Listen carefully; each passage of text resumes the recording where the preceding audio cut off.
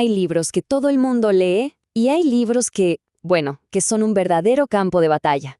Hoy vamos a explorar uno de estos últimos, una colección de sabiduría ancestral que para algunos es sagrada y para otros sencillamente no debería estar en la Biblia. ¿Cómo es posible algo así? Y esta es la pregunta del millón, ¿no? ¿Cómo puede ser que un mismo texto sea considerado palabra de Dios por millones de personas y al mismo tiempo otras millones de personas ni siquiera lo tengan en sus Biblias? Esa es la increíble paradoja del libro del Siráxida, y para entenderla necesitamos hacer un pequeño viaje en el tiempo, de más de 2000 años. Aquí es, justamente, donde se traza la línea en la arena. Por un lado, las Biblias católicas y ortodoxas lo incluyen como un libro deuterocanónico, o sea, del segundo canon. Pero por otro lado, la Biblia hebrea y las Biblias protestantes lo dejan afuera y lo llaman apócrifo. Entonces, ¿qué pasó aquí? ¿Qué factores históricos y religiosos llevaron a esta división?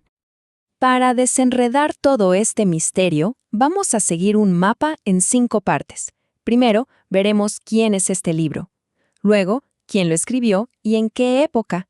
Después, cuál es su mensaje central, cómo está organizado y finalmente, por qué su legado es tan controversial. Muy bien, empecemos por el principio. ¿Cómo se llama este libro? Su título original era algo así como Instrucción de Ben Sirac, pero, como pasa con las cosas importantes, con el tiempo le fueron saliendo otros nombres, casi como apodos. Y quizás un nombre más famoso es Eclesiástico. Y ojo, no hay que confundirlo con el Eclesiastés, que es otro libro. Este nombre, Eclesiástico, viene del latín y significa básicamente el libro de la iglesia. Y eso ya nos da una pista enorme.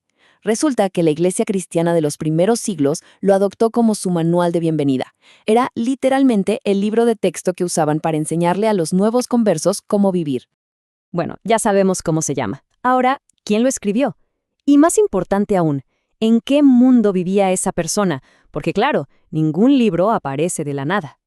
La historia de este libro es, en realidad, una saga familiar. Todo arranca por allá del año 180 a.C. Un sabio llamado Jesús ben Sirac escribe su obra en hebreo.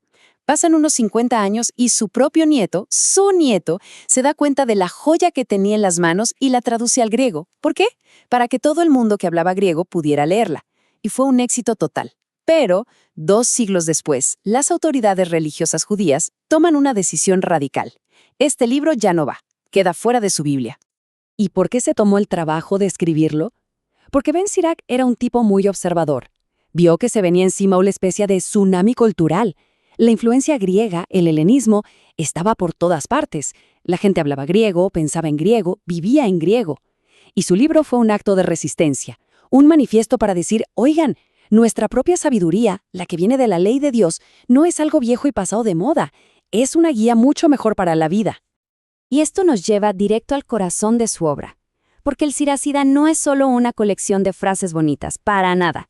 Es un argumento súper bien construido. Es como un mapa, un verdadero GPS para vivir una vida con sentido. Y aquí es donde Ben Sirac hace algo que para su época era, revolucionario. En vez de poner a la fe y a la razón a pelear, las presenta como el equipo perfecto. Él decía que la ley de Dios no es un conjunto de reglas arbitrarias, sino que es el manual de instrucciones del universo. Y la razón humana es la herramienta que tenemos para leer ese manual. Juntas nos llevan a la verdadera sabiduría. Es una invitación a pensar con fe y a creer con inteligencia. Entonces, ¿cómo nos presenta este mapa? Lo hace de una forma increíblemente ordenada. Es casi como si fuera una obra de teatro en 5 actos que nos va llevando de la mano, paso a paso. La cosa va así. Acto 1, el fundamento de todo. La sabiduría viene de Dios. Punto. Acto 2, ¿dónde la encontramos? Mira a tu alrededor, en la naturaleza, y mira hacia atrás, en la historia. Acto 3, la herramienta práctica.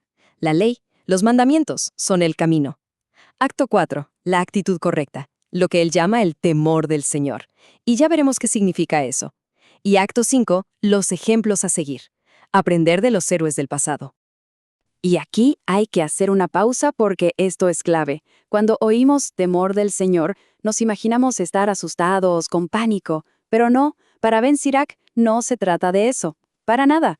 Es más bien un respeto profundo, un asombro, un ¡wow! Ante la grandeza de Dios. Es esa humildad que te permite aprender y crecer. Y esta cita, que es como el corazón de su libro, lo resume todo a la perfección. La sabiduría no se trata de acumular datos y ser una enciclopedia andante. El punto más alto, la plenitud de la sabiduría, se alcanza en esa relación de respeto y asombro con Dios. Y para el gran final, Ben Sirach nos presenta su propio Salón de la Fama. Nos cuenta la vida de los grandes héroes de Israel, no para decir, miren qué geniales eran, sino para mostrarlos como ejemplos de carne y hueso de lo que es vivir con sabiduría. La lección es clarísima. Se aprende a vivir bien estudiando a quienes vivieron bien antes. Y con esto, volvemos al principio. Regresamos a la pregunta inicial. ¿Por qué un libro con un mensaje tan potente y tan bien estructurado acabó en medio de una disputa que dura miles de años? Bueno, las razones, como casi siempre, son una mezcla de teología y política. Ben Sirach era más del equipo de los saduceos, la élite sacerdotal de la época. Pero, ¿quiénes sobrevivieron a la destrucción de Jerusalén y definieron el futuro del judaísmo? Sus rivales, los fariseos. Y claro, al redefinir su religión, los libros que no encajaban con su visión, como pues los dejaron fuera.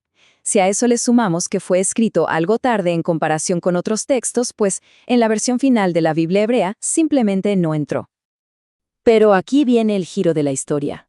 El rechazo de unos fue la oportunidad de otros. Mientras el judaísmo les cerraba la puerta, una nueva fe que estaba naciendo, el cristianismo, se la abrió de par en par.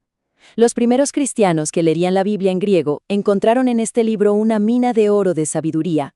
Lo usaron, lo enseñaron y finalmente lo consagraron como parte oficial de su Biblia. Y su influencia es innegable. Miren, aunque en el Nuevo Testamento nunca lean cómo dijo Ben Sirach, sus ideas están por todos lados. Por ejemplo, cuando Jesús invita a los cansados a encontrar descanso, eso es un eco directo de cómo Ben Sirach describe a la sabiduría. Sus conceptos sencillamente estaban en el aire que todos respiraban en esa época. Y así de repente, la lucha de Ben Sirach de hace más de 2000 años se siente súper actual, ¿no? Él se enfrentó a un bombardeo de cultura e ideas nuevas, y su respuesta fue aferrarse a la tradición, la fe y la razón. Hoy no estamos inundados por la cultura griega, sino por un tzunami digital de información. Por eso, la pregunta que nos deja su libro es, quizás, más relevante que nunca. Con tanto ruido por todos lados, ¿dónde encontramos la verdadera sabiduría?